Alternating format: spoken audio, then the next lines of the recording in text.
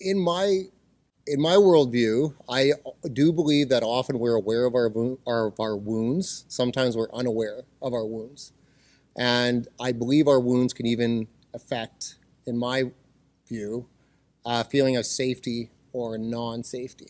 That our wounds are related to experiences we've had in the past that have actually told us: is this a safe world? Is this not a safe world? Am I even lovable? Am I not lovable?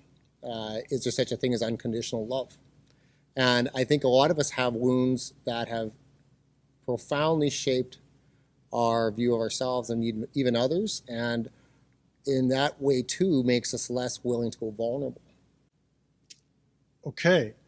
So, what I'm hearing you say right off the bat is maybe a little theme that showed up in our last two Sundays as well, is that there's always something behind it. So, like that wound or that response or whatever, it's being influenced by something else. So, something you said to me when we first met was listening is insight to the wound. Mm-hmm. So, talk to us a little bit about that. My feeling is that when you hear someone, even in their speaking their anger, you are often getting really good glimpses into what their ultimate fear is. My feeling is that when someone is telling you what they are angry about, or even what their concern is, the flip of it is, if we were to say, what is your fear?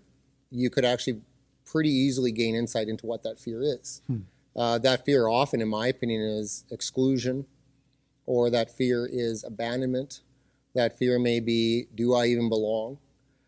Sometimes, in my opinion, that fear could be, I am not fully sure of even my own identity. And as we come into this conversation, will our identities even align? And will I be accepted? And my personal belief that I subscribe to from other people that I follow is that we do want desperately to belong. We do want desperately to have community. And it is inherently very uneasy when we sense that can be lost. Yeah. So here's what you said to me, and I think this is insightful. You said that sin is a dysfunctional automatic response to a wound or anxiety brought up by a wound. So that goes back to the why, what's behind all of that. Mm-hmm. So maybe unpack that a little bit and follow it up with that bike story you told me. So in my perception of what I look at as sin, and I truthfully, I start with that word sin, but as I look at it, I view it very much as this action or choice I made was done out of an automatic response to pain and wound. And I don't want to go there. So I will disassociate, in my opinion, for lack of a better word, to get away from that very uncomfortable spot and that very uncomfortable memory. And so that disassociation could be in many different ways that often are actually harmful to self and others. That we often, when we are quote unquote in sin or dysfunctional self-regulation, we are actually doing something often that is our priority, but it's not our value system. So if someone is, a very simple perhaps example would be, let's say someone is cheating their client of money. I'm very curious, what's the wound there that you would actually go against your value system? And there is some fear there or some wound that is propelling you to act out in a way that's against your value system. And my hope is that we could, and again, this may be a very naive statement, but my hope is that we could get a little vulnerable and say, here is my fear. Mm-hmm. One of my personal heroes is Fred Rogers. Okay, why? Mr. Rogers' neighborhood. One of the things he said that I absolutely love is, if it's mentionable, it's manageable. And I love that element of being able to say out loud, I am afraid. And here is what I'm afraid of. I think we need that for self-awareness, but also I think we need to be vulnerable enough to say that out loud to the person we're having the conflict with, if that's possible. And I think it is. I think that if we went vulnerable, the other person, I think out of sheer humanity, would listen. I do believe, again, that we do hear often little hints, little keywords that we could pick up. And even if we just repeated that keyword, you would end up hearing way more being told. That you could even listen for inflection in voice. And I'm amazed at what even saying back the last three words, but more importantly, the keywords, like, will bring about. I think that as we listen and hear different emotions that are happening, and even if in my own practice, if I can't put together where is this happening, something that I was taught was to ask, tell me about another time in your life you felt this. And you'll often end up hearing, again, the wound. You'll hear, and you'll even see the individual you're talking with discover or rediscover that wound. And so when we also look at the listening piece, if we can take away from the listening piece any sense of, in that moment of listening, outcome, consequence, and most of all, punishment. If we can take that away, that there's an openness and a vulnerability to share, I think that we would actually hear enough information that punishment's the last thing that we want to do.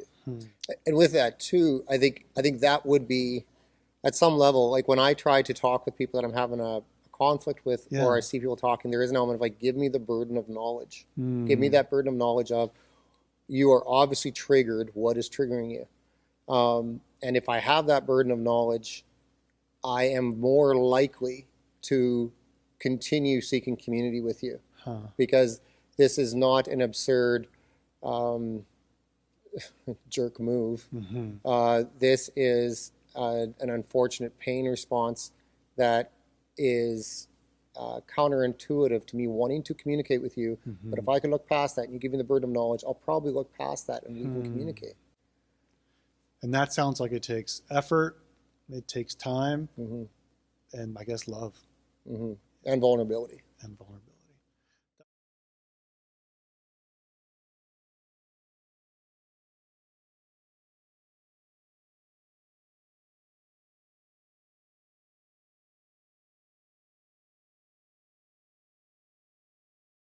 Now, we've invited you to listen in past practices, but I want to double down with the practice this week and invite you to pay special attention to someone in your life with whom you are experiencing conflict, and test this premise that we read in James, that listening might help bring a new dynamic to the relationship.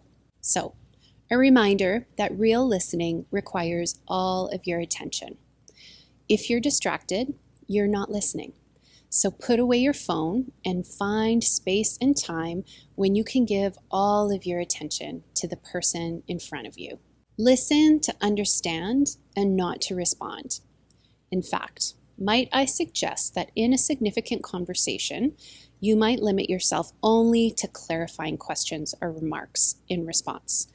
No statements about what you think, no solutions, no arguments. So just questions like, what did you mean by that? Or repeating what you feel you heard.